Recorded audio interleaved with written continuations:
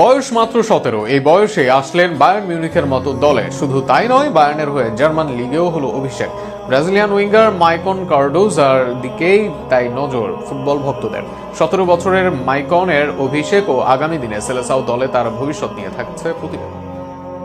German লিগে সচরাচর খুব বেশি দেখা যায় না ব্রাজিলিয়ান খেলোয়াড়দের। ইপিএল, লা লিগা সহ বিশ্বের বড় বড় লিগে দাপট দেখালেও ব্রাজিলের ছন্দময় ফুটবলারদের কালেভদ্রে দেখা মেলে জার্মান লিগে।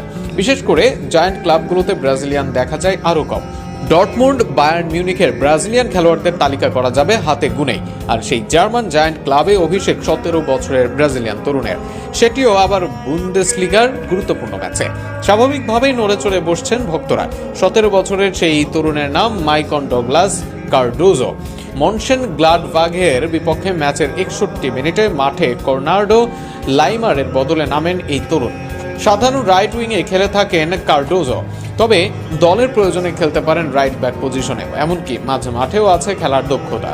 ব্রাজিলে জন্ম নেওয়া মাইকনের আছে আরও চমকপ্রদ তথ্য। 17 বছর বয়সে এই তরুণী প্রথম যে বায়ার্নের ওয়ার্ল্ড ট্যুর স্কোয়াড থেকে মূল দলে জায়গা করে নিলেন।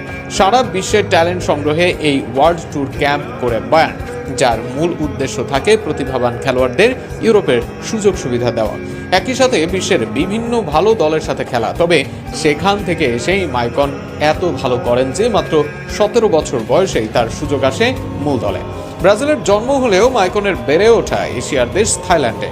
তার বাবা থাইল্যান্ডের পেশাদার কোচ হিসেবে কাজ করেছেন। সেখানে র্যাট চা বুড়ি দিয়ে 10 বছর বয়সে মাইকন শুরু করেন তার যুব দলের ক্যারিয়ার। এরপর চলে যান এসটিবি একাডেমিতে। সেখান থেকে আসেন আরেক থাই ক্লাব চায়নাট হর্নবিলে।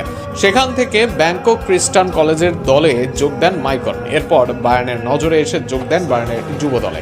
সেখানে করেন 19 ম্যাচে 5 গোল, যে কারণে নজর কাড়েন কোচের। সরাসরি ডাক পান মূল দলেও। অভিষেক ম্যাচেও দেখিয়েছেন ছন্দেও। জানান দিয়েছেন কেন এত কম বয়সে তাকে দলে রেখেছেন ভিনসেন্ট কোম্পানির মতো লেজেন্ড একজনকে। অনেক ঘটনা থাকলেও মাইকনের জার্নিটা অনেক মসৃণ। সুযোগ আসে থাইল্যান্ডের হয়ে খেলার। তবে ব্রাজিলে জন্ম নেওয়া মাইকন যে ব্রাজিলকে না করবেন না কখনো, সেটা বলায় বাহুল্য। সেখানেই প্রশ্ন, কবে সেলেসাও দলের সুযোগ আসবে মাইকনের?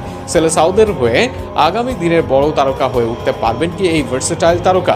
সেই প্রশ্নের উত্তর সময় দিবেন।